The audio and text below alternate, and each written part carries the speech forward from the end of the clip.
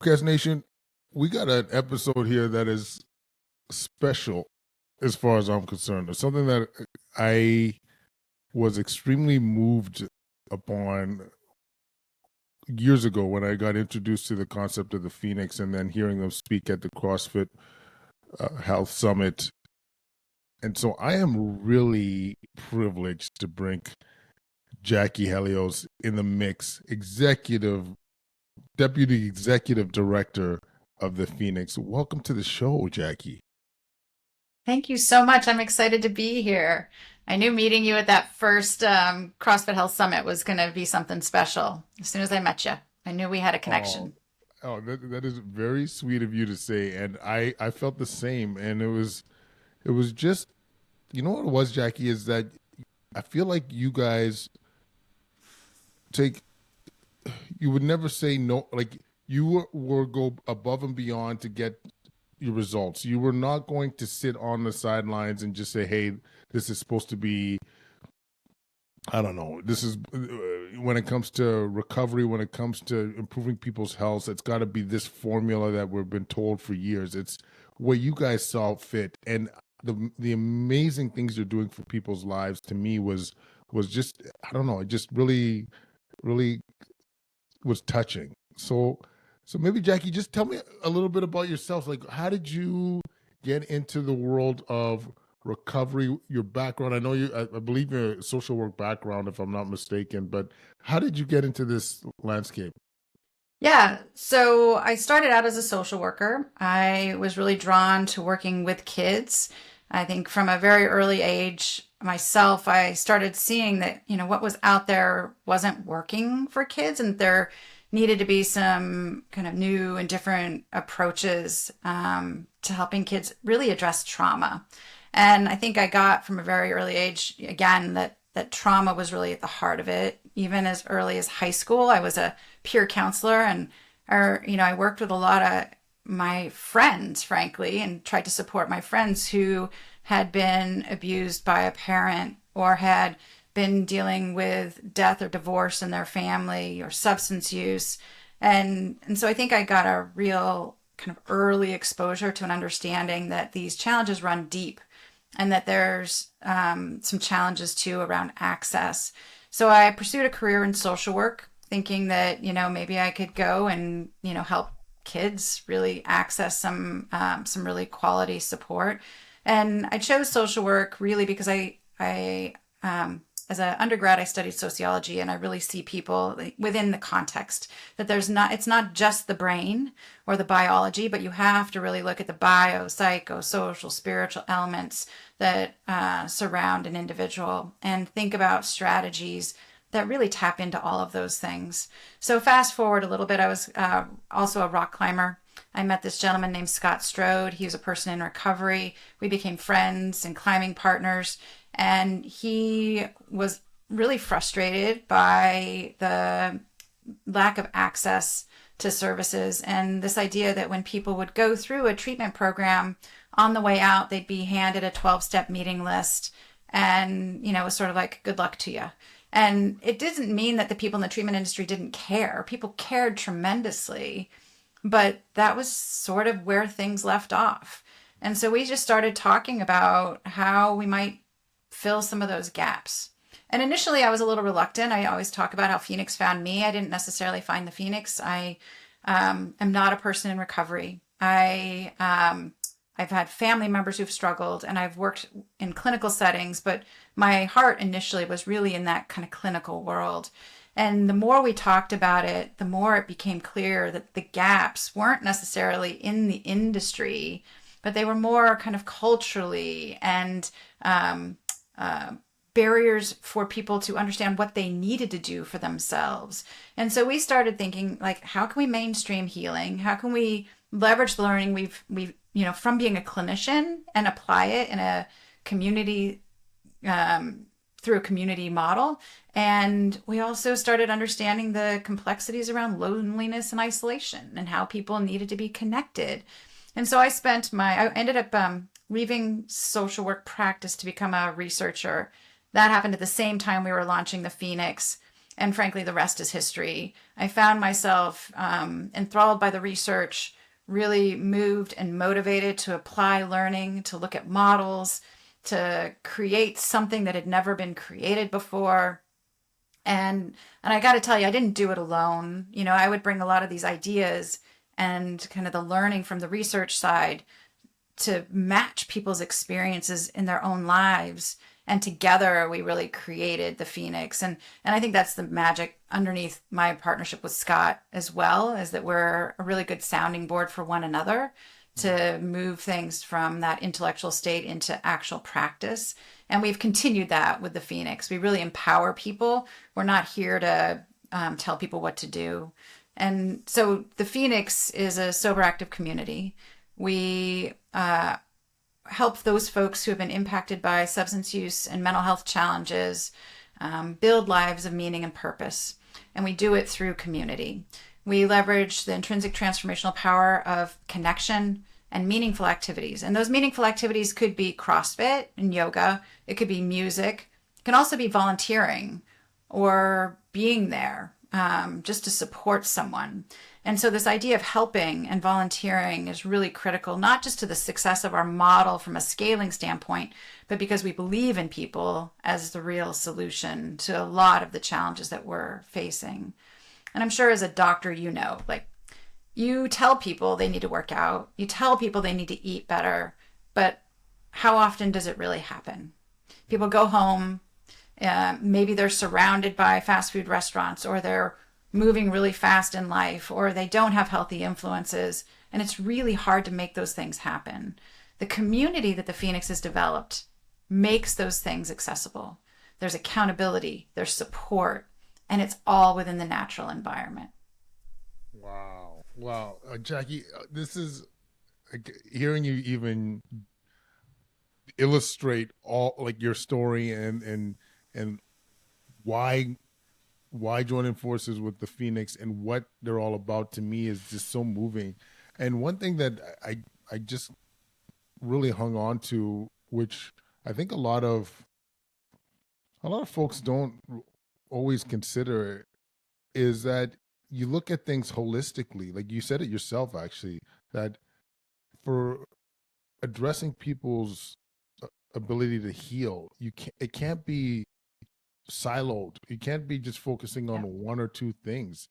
It has to be a holistic approach. And I just, anyways, I to me that in and of itself tells me that the Phoenix and what Jackie is all about is going to be effective.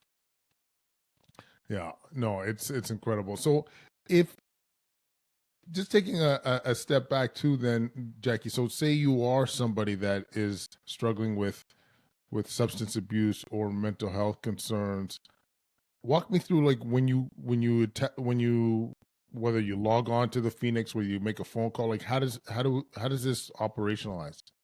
Yeah, there's two ways really to get connected easily. We have a website, so, www.thephoenix.org, but we also have an app. And the app is probably the easiest way these days with so many people kind of connecting and doing everything through their smartphones to just pull it down.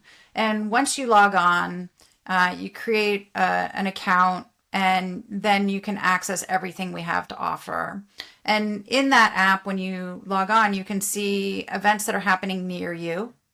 You can see events that are happening on our virtual platform. And you can also access some on-demand content. And we really created these sort of diverse ways to engage with the Phoenix because, people come from, they're in all different places, first of all, and they come from very different readiness levels. And so for some, jumping straight into an in-person CrossFit class is like the thing they want to do. They're ready, they're open, they are not afraid, they step in, right? But for others, they may need a little softer engagement. They want to sort of check out what we do in the on-demand content, maybe try a virtual program, camera off, maybe eventually get to camera on, and then come to one of our in-person classes. And some people do it all. And I think the beauty of that is that, people carve out what's right for them. And on the platform too, I think one of the things that we're really excited about and super proud of is that it's not just one thing. While we met through CrossFit, there's a lot of other things that are meaningful to people, right? So it could be the yoga, it could be music, it could be listening to music, going to music, learning music. So we offer songwriting workshops. We have folks who mob up and go to concerts because, one of the things about the music industry is that it can be a little unsafe for a lot of folks because of the high risk nature of it. So they meet up and they go together.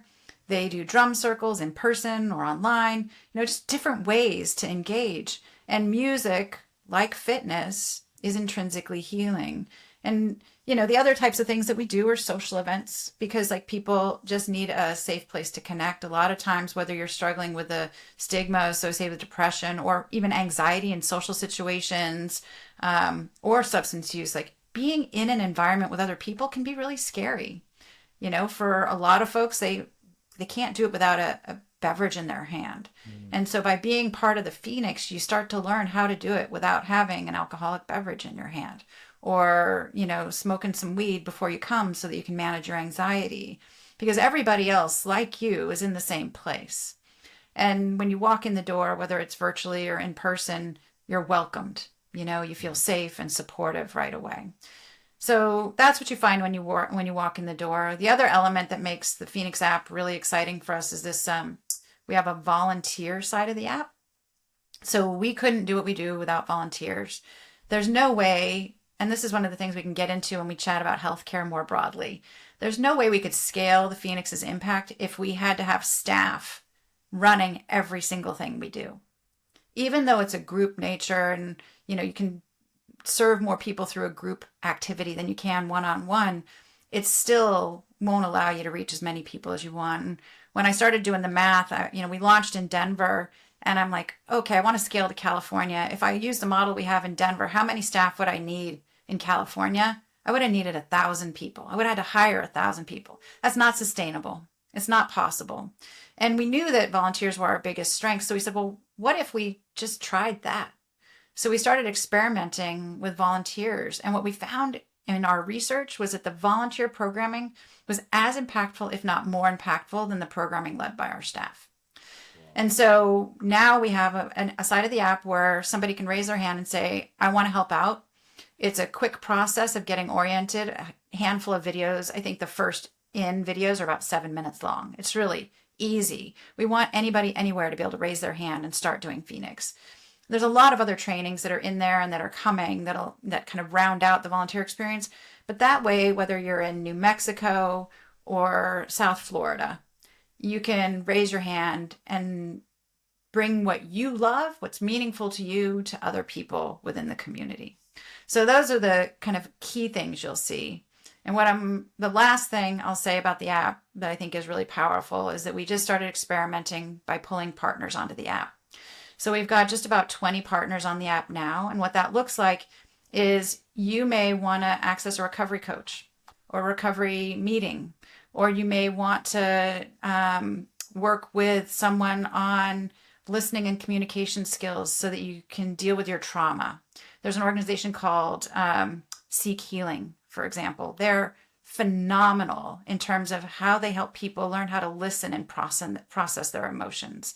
It's all grounded in science. Gabor Mate is on their board.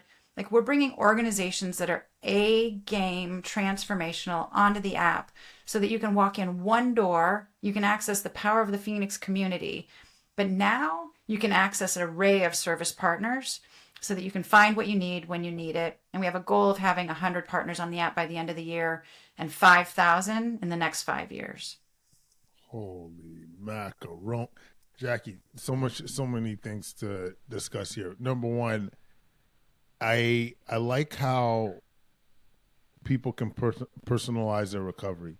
I really think it's important that somebody could connect more with CrossFit, maybe like you and I. Maybe we could connect more with yoga. Maybe we could connect more with, as you mentioned, music.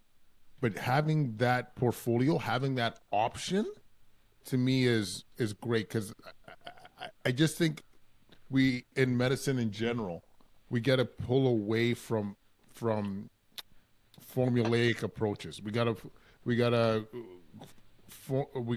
step away from cookie cutters approach to to health, because it's just not it's not what we need. It's what we need is what works for us, and we're seeing more movement towards personalization, which is encouraging. But the Phoenix is front and center with this.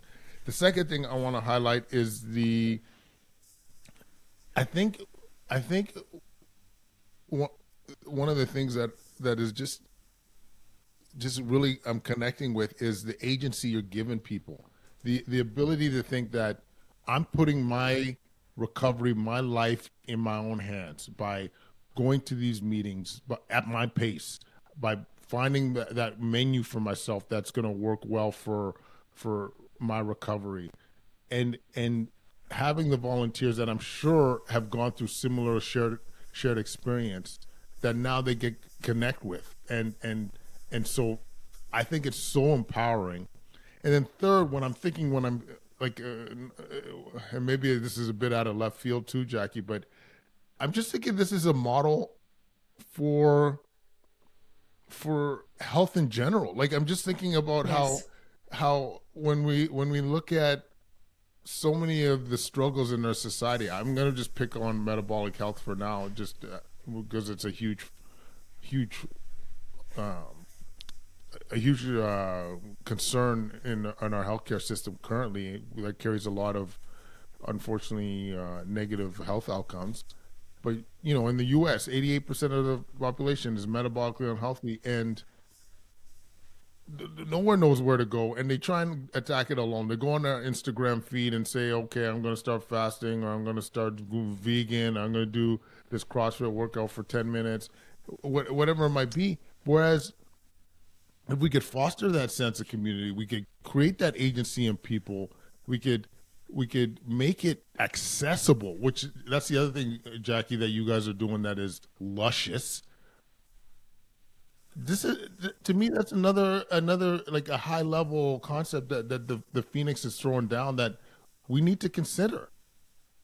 I don't know if that Yeah. accord with any with what you're thinking. Oh my gosh, so much so. I mean, I think accessibility is at the heart of what we're trying to do because, you know, in this country, in the US, there's over 48 million people who struggle with alcohol and drugs. And, you know, maybe a quarter can access some form of treatment or support. But that leaves 75% of people who are diagnosed who need care unable to access care. And even if they do access care, you know, the success rates are not particularly high. And there's this mental model that addiction has to be a chronic relapsing condition. And this is where I start to get a little left field, but I don't know if that's true.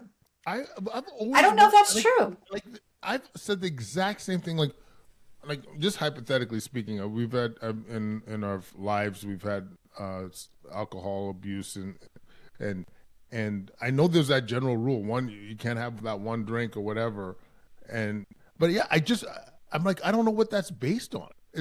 Is that science, or is that just what we believe, you know? Yeah. And you know, I think with the kind of thought about whether or not relapse is inevitable for me comes from, is it a settling? Like we're just settling for what the current treatment can offer? Because what if it was possible for people to live a healthy life and not be impacted by relapse? Is it, there's a lot of people who do it. So why can't other people do it? And I think asking those questions, it doesn't mean that I don't like, maybe we will find scientifically that relapse is inevitable. I'm open to that. But I think if we don't ask the question, is it possible to do away with relapse? We will never go and try and find the solution. And I actually think that the heart of the problem is the fact that we're trying to solve something that is culturally driven with a medical model. And so I would never argue. I think that addiction, substance use disorder, is a brain disease. Once you start using substances, you fundamentally change the structure of your brain.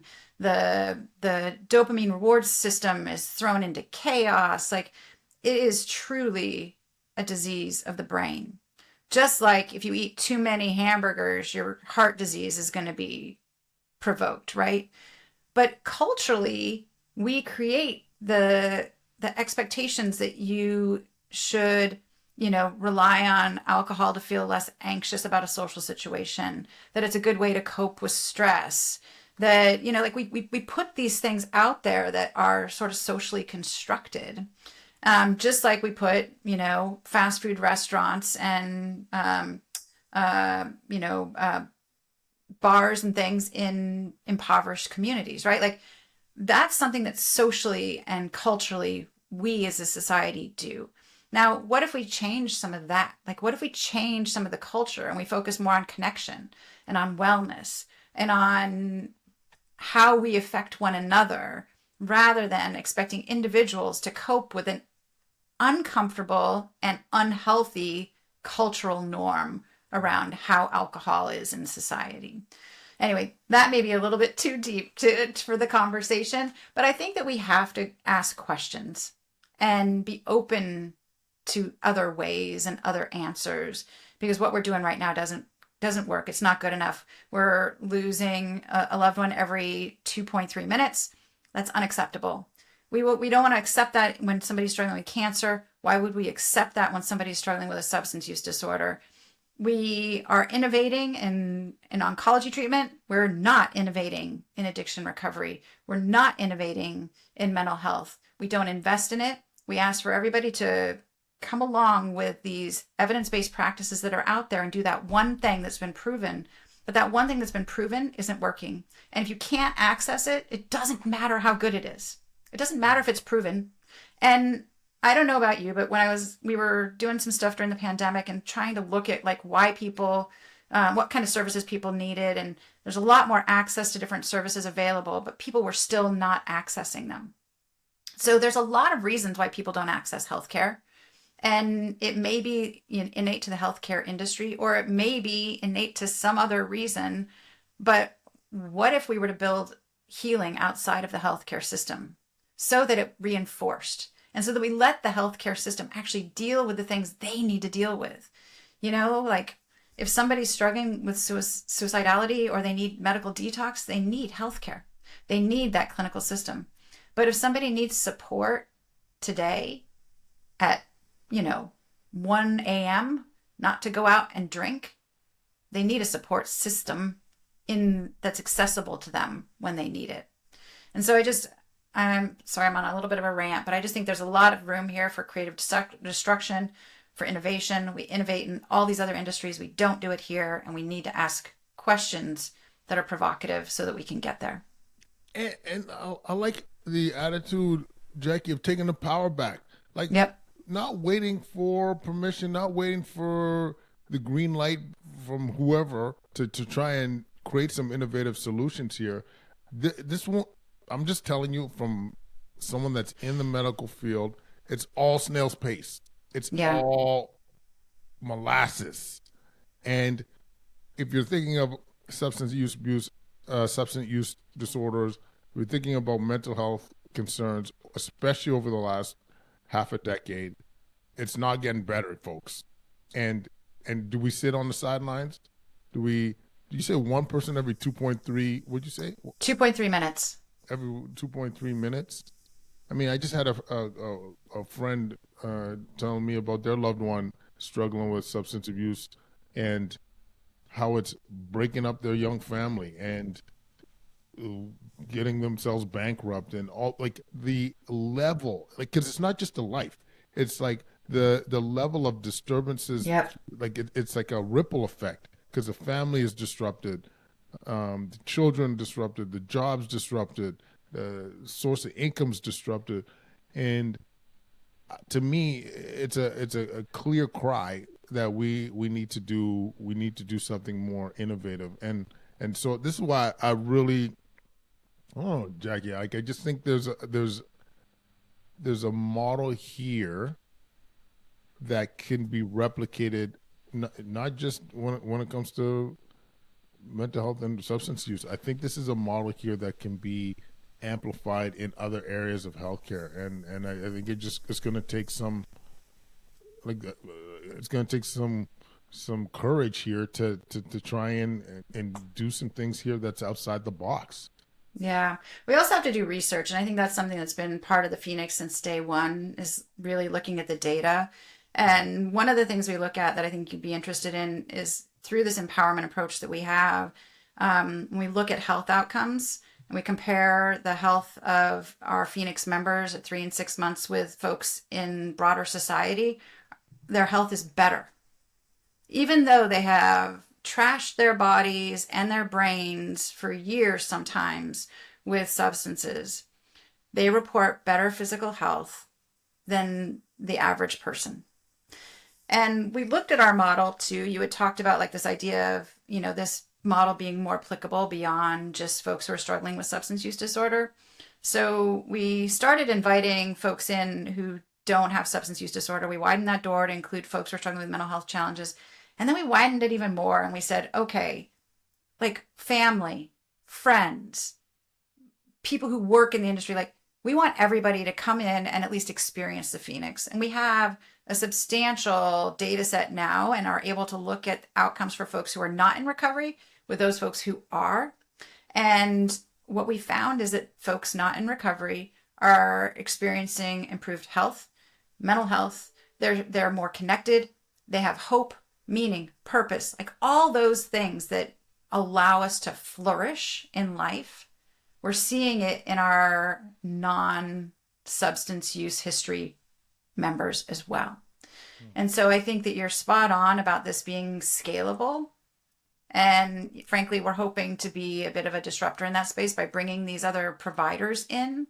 You start to create this platform where anyone can access what they need. Because I know for me, like sometimes I need to hang out with a bunch of other women who are going off and able to kind of like talk about the stuff that's bothering them. Sometimes I might actually need to access treatment. And we do intend to have access point for treatment providers on the app as well. And a lot of it will come through, say, alumni groups and such.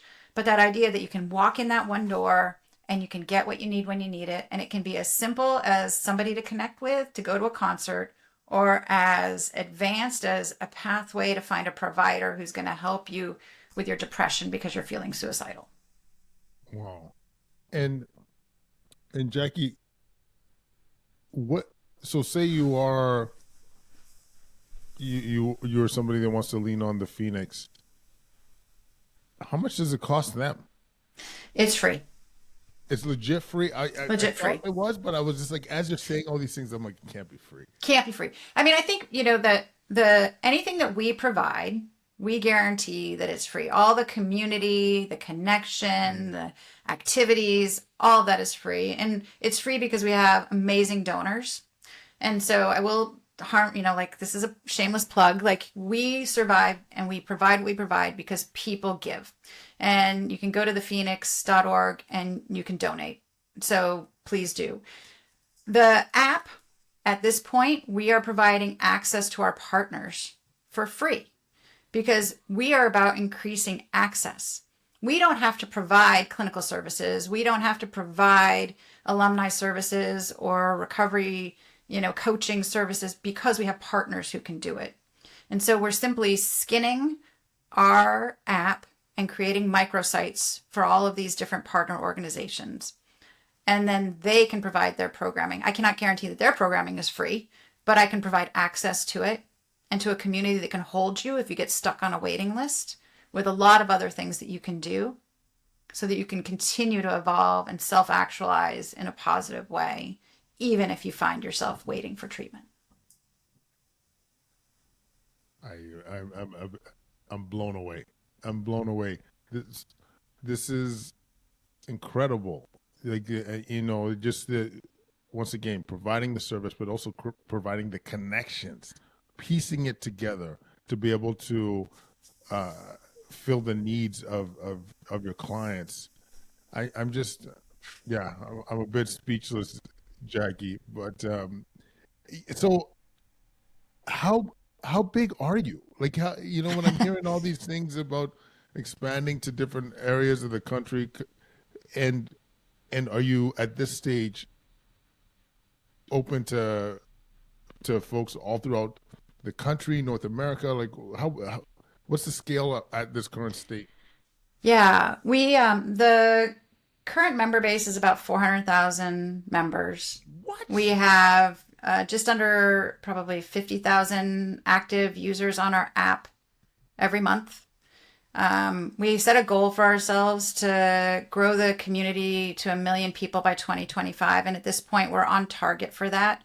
We've doubled the size of the organization, or not necessarily the staff, but like the impact every year for probably the last five. Um, and so, yeah, we're growing really rapidly. And then we're finally looking at international expansion. We can't hold it back.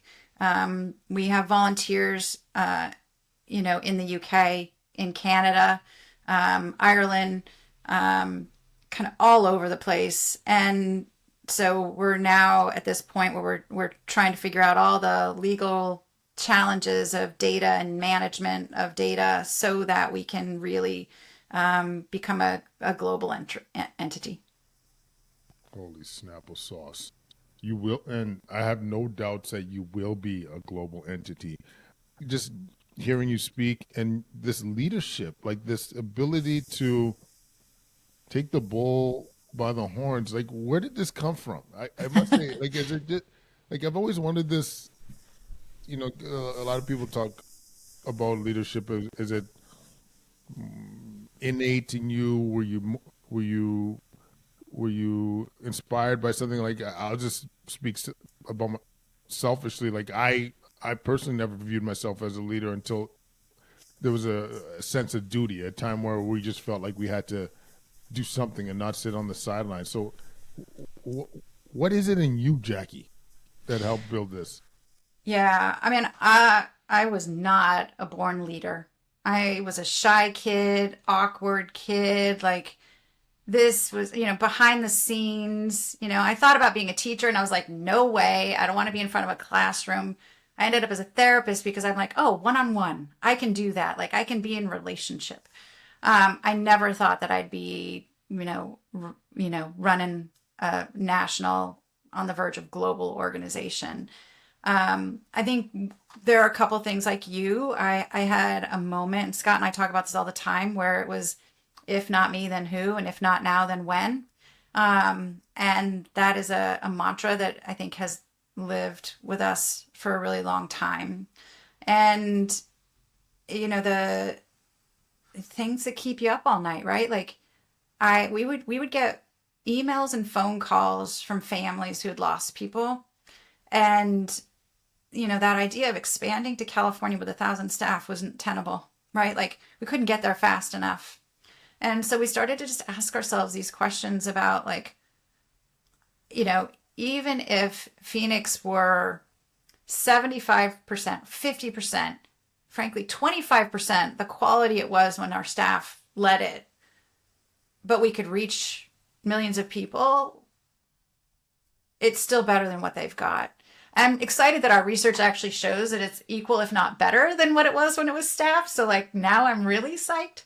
Um, but yeah, I mean, the injustice of it all, it just, I think it fuels me. And then I'll also mention we have aligned ourselves to a organizational framework. It's called principle based management. And this is where, when I was reading your book on apologetic leadership, I was like, oh, this man speaks my language. It's like when you lead by principles, it is, and you're tied to a vision, right? Like you have a vision and you have principles that are guiding you towards that vision. Things feel possible that didn't seem possible when you were simply looking at structures. When you look at where you want to go and you're not tied to incremental change. So that's one of those kind of mental models that we look at it. We're like, what does 10x look like? Not 10%. Because if you just do 10%, 10%, 10%, maybe someday you get there, but you're not going to get there fast enough. And so we just started wrapping our mind around this idea of principle based management, asking these sorts of questions, challenging everything, and bringing people along with us. And so we have hired incredible, incredible people who are thinking about creative destruction, who are leading through vision. I mean, when you've got 1,000 volunteers, you can't micromanage it, right? You cannot be, um, you know, trying to tell people what to do. You have to inspire them. You have to lead by vision. And so that's what we've hired, are people who can do that. And we wouldn't be here today if it wasn't for our staff and our volunteers. They are incredible. And so how I got here was it chose me. I didn't choose it. Time is now. Can't neglect it. And once you see it, you can't unsee it, right? Like once you see things that can really transform, you cannot unsee it. Man, I got chills hearing Jackie throw down. I think it's I don't know why I'm getting a little bit clamped because I think it's just so rare these days where people are going against the grain, where they're so motivated by such a beautiful cause. They want to impact the world. They want to impact the lives of so many. And a lot of you out there, I just speak in general terms, like a lot of you out there feel like you need permission to act. You need to go by the formula that was set in front of you by XYZ person. Is that 10% incremental change. And I think if enough of us are willing to, I think I like that term, destruct. What did you say it again? Destructive, Creative destruction. creative destruction. We could really create some. We could really create some beautiful things. We could really innovate. And I don't. Maybe it's just something I need to hear today, Jackie. Too is just that idea of, or that reminder of, the status quo most of the time is not okay. And if we look at people that have innovated and really created impact over the centuries, it's that creative destruction. It's not just accepting what has been put on our plate. And I don't know. I just think if we can if enough people hear that and we give people enough permission to do that. I mean, I won't lie, it was part of the motivation of the book too, is like we just went through the last few years of being absolutely told what to do and nobody deviating from that. And I, I personally think that has some crazy impacts on Yeah. especially our youth. And so I think if enough people hear this, that we can really impact people's lives, Yeah. Cool. Yeah. Yep. And I gotta tell you, I have your book right here. I know Oh, that's shameless thank you. plug for you, but I can't help myself because I actually have dog-eared a number of different like little sections in here. And I think you say the core of unapologetic leadership is exercising creative courage and inspiring it in others. It's finding the root of the issue and not being afraid to pursue avenues that aren't a quick fix. And you talk about it being a long game, and it really is a long game. But if we don't have that vision of where we're going in that long game, we can't put one foot in front of the other today to get us there. And the thing is, like, you look at technology and business, and they're doing creative destruction all over the place. Like Everywhere. Uber and Airbnb and all these things are like popping up, Amazon, right? And there are consequences with every innovation. That's true. So I don't want to like minimize that there's trade-offs. But these things transform our lives, and there are people out there who think like that. And how do we bring them into health and wellness? How do we bring them into the social sector and the medical sectors? Because I do think, to your point, there's something about, whether it's, teaching, social services, healthcare, where people are drawn to sort of the formulaic, like, tell me how to do it, and I will go and execute it optimally. Yeah. Yeah. And again, there's power in that, But if that's all we do, we're never going to figure out how to cure these conditions and how to really help people live their best lives. And and Jackie, I honestly think this is the way that I think we need to. I don't know how to. I don't know how to do this, but I think we need our kids need to learn how to do this, especially in an era where very like AI is coming front and center. The kids Yeah. aren't going to have to memorize anything. Like the when you and I were in school, what was important to me needs to is not important now, and so I think the landscape of education needs to change. How do you think outside the box? How do you think critically? How do you rely on first principles and come up with Yep. solutions that are going to they might be disruptive, but they could be super effective. And to me, like I look at kids educate. I got three kids. If they somehow leave the education system with some of these skills, this ability to think outside the box, to to aim high, then we've won. But I do worry that this is not part Yep. of the part of the The formula. curriculum. Yeah, Yeah, no, I worry about that as well. And I have a 10-year-old daughter, and I'm every day trying to think about, she hears all this stuff all the time, principles and how to think about multiple perspectives and really listen to people. Because if you don't listen, you're not going to understand. And doesn't mean you accept, right? You have to listen though. And so all these things I think about, and I don't know. I mean, I think teachers do the best they can in the environment that they're in, but I think their hands are tied yeah, often. And some of the stuff, to your point, we're gonna have to do outside of those schools to make sure that our kids are ready for what's coming. yeah. That's what me, my wife and I. Happy anniversary, by the way, Mama Bear. Oh, Uh, nice. Happy seven, anniversary. Thank you. 17 years, we did it. Woo. Um, and we were talking about this too on the we were away and on our ride back home is where like we don't have we're not necessarily going to get this from the system, so how do we create that? Do we, whether it's a program, tutors, whatever it might be? I do question and wonder how to create that, and maybe it starts with conversations like this, Jackie. But I I I definitely what you're saying I hold true is like we can't wait or rely on a system that is over overrun and has so many demands on it Yeah. to improve our kids' ability to tackle some of these things. Yeah, well, and let's keep talking about that because, I came into this work because I wanted to improve outcomes for kids. Yeah, I landed in a very different lane, but my heart is like there all the time.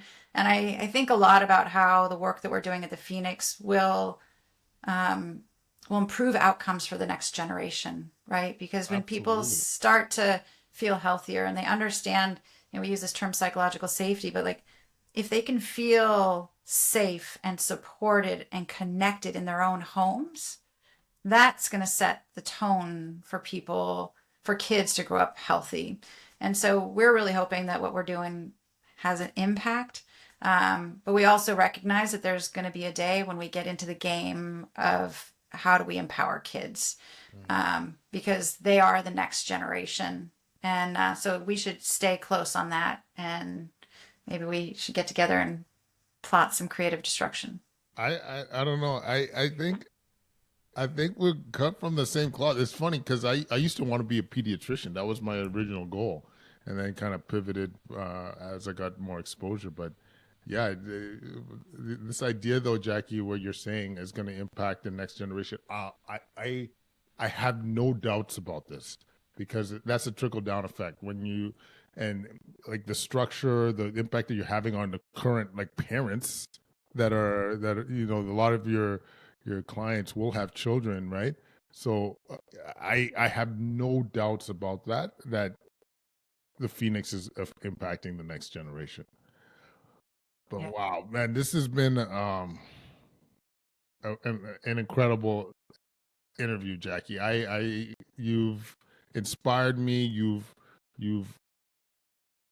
just really got me personally thinking about how we could scale some of these great ideas, and once again, truly not relying on the current system, but being having permission for that creative destruction and creating something that can be scaled, that can impact more lives.